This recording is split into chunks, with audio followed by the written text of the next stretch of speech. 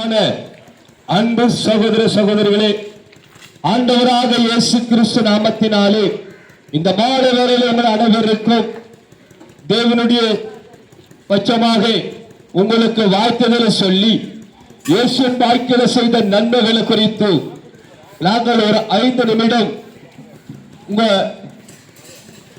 இந்த நகரப்புறத்திலே நின்று கொண்டு இயேசு செய்த நன்மைகளை குறித்து நாங்கள் சாட்சியாக சொல்ல வந்திருக்கின்றோம்.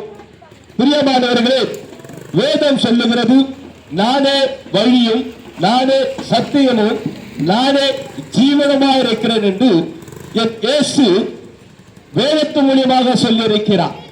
பிரியமானவர்களே, இயேசு கிறிஸ்து வழியிலே நீங்கள் நடக்கும் போது உங்களுடைய வாழ்க்கை ஆசீர்வாதமாக இருக்கும். இயேசு கிறிஸ்து சத்தியத்தை நீங்கள் வாசிக்கும் போது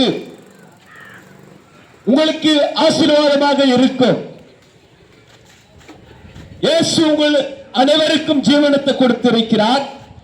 அந்த ஜீவன் சுகத்தோடு நலத்தோடு கர்த்தருடைய பலத்தோடு ஒவ்வொரு நாளும் வாழ அவர் கிருபை கொடுத்திருக்கிறார். அதான் வேதம் சொல்லுகிறது, நானே வழியும் நானே சத்தியமும் நானே ஜீவனமாக இருக்கிறோம் என்று வேதம் தெளிவாக சொல்லப்பட்டிருக்கிறது. பேசிக் கொண்டிருக்கிறவர் நான் துர்மார்க்கமான ஒரு வழியிலே நடந்து கொண்டிருந்தேன். பாவ வழியிலே நடந்து கொண்டிருந்தேன். பாவத்தை அதிகமாக செய்து கொண்டிருந்தேன். குடித்துக் கொண்டிருந்தேன். ஆன்சி போட்டுக் கொண்டிருந்தேன். பான் பராக்கு போட்டுக் கொண்டிருந்தேன். இப்படி பாவ வழியிலே நடந்து கொண்டிருந்தேன்.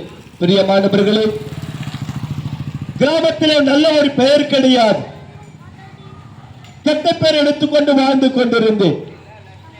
படிப்பறிவு இல்லை. எதை தோடுதோ அதை செய்து கொண்டிருந்தேன். அதுதான் நல்லது என்பதை நான் செய்து கொண்டிருந்தேன். பிரியமானவர்களே, எனக்கு தெரிகிறது, ஜீவன் என் உடல் நலம் சரியில்லை.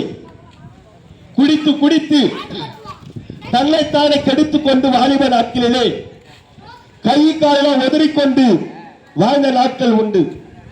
அப்பொழுதுதான் எனக்குள்ளே என் இயேசு என்னுடைய கிராமத்திலே அநேக கிறிஸ்தவர்கள் வந்து இயேசு விடுவிக்க போகிறார், இயேசு சுகத்தை தர போகிறார், இயேசு நல்லவர் என்று சொன்னார்கள்.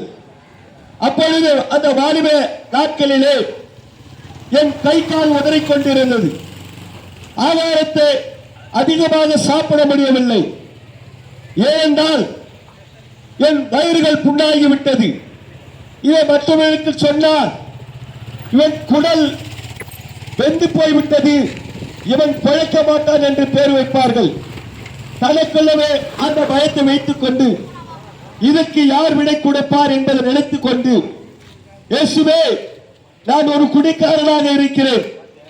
நான் தினமும் எனக்கு எவ்வளவு தோன்றுதோ அவளை பாக்குகள் போட்டுக் கொண்டிருக்கிறேன். பான்பராக்கு நீ தாயின் வயிற்றில கருவில உருவாகும் என பெயர் சொல்லி அழைத்தேன். நீ இயேசு தாயின் வயிற்றில வரும்போது அந்த 10 மாதம் குறித்து நாட்களே பல்லு மடுந்தோடைய பால் போல அந்த பல் இருந்ததை நான் பான்பராக்கு போட்டு அந்த பல்லை கரையாக மாற்றிவிட்டேன்.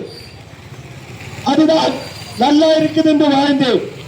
பிரியமானவர்களே, எனக்குள்ள பயம் வந்து விட்டது.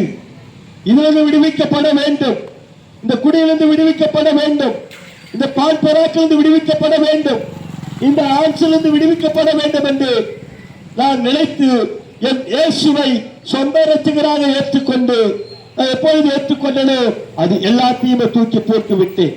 பிரியமானவர்களே, இன்றைக்கு சுகத்தோடு பலத்தோடு நான் வாழ்ந்து கொண்டிருக்கிறேன். நான் மரித்திருந்தால் கிட்டத்தட்ட 37 வருடமாக இருக்கும். நீங்க என் இயேசு ஜீவனத்தை கொடுத்திருக்கிறார். அவர் வழியிலே நான் நடந்தேன். அவர் சத்தியத்தை வாசித்துக் கொண்டிருக்கிறேன். அவர் எனக்கு ஜீவனத்தை கொடுத்து இப்படி நகரப்புறங்களிலும் கிராமத்தோரிலும் சென்று என் இயேசு பற்றி அவர் சத்தியத்தை நான் சொல்லிக் கொண்டிருக்கின்றேன். இதற்காக தான் ஒரு நல்ல விஷயத்துக்காக தான் வந்திருக்கின்றோம். அது மாத்திரமல்ல, இந்த வருகின்ற தேர்வு இருக்கிறது. +2 +1 10th இந்த பிள்ளைகளுக்காக நாங்கள் ஜெபிக்க போகிறோம். அதற்காக தான் முக்கியமா வந்திருக்கின்றோம். படிக்கின்ற பிள்ளைகள் எல்லோரும் பாஸ் பண்ண வேண்டும்.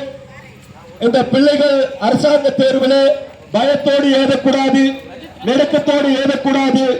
நல்லா எழுதி அந்த பிள்ளைகள் பாஸ் பண்ண வேண்டும். பெற்றோர்களை மகிழ்ச்சியில கொண்டு போய் விட வேண்டும். அதை நாங்கள் ஜெபம் பண்ண போகிறோம். பிரியமானவர்களே, இயேசுவை ஏற்றுக்கொள்ளுங்கள். கர்த்தர் உங்களை ஆசீர்வதிப்பாராக. எங்களை அதிகமாக நேசிக்கிற நல்ல பிதாவே, இந்த பகுதியில் வாழுகின்ற தேவ பிள்ளைகளின் ஆசீர்வதியும். இந்த பகுதியில் படிக்கின்ற வாலிப சகோதரர் வாலிப சகோதரிகள் எல்லோரும் இந்த தேர்விலே வெற்றி பெற வேண்டும். அதிக மார்க்குகளை எடுக்க வேண்டும். யாரும் ஃபெயில் என்ற வார்த்தை வரக்கூடாது. எல்லோரும் தேர்ச்சி பெற்றார்கள் வர வேண்டும். அந்த பாயத்தில் கண்டி கேட்கிறது ஐயா, நீர் பிள்ளைகளை ஞானத்தோடு எழுத உடைய ஞானத்தை கொடுத்து நீர் ஆசீர்வதியும் அங்கீகரியும். எல்லா துதிகளும் மகிமை உமக்கே செலுத்துகிறோம் நல்ல பிதாவே. ஆமென்.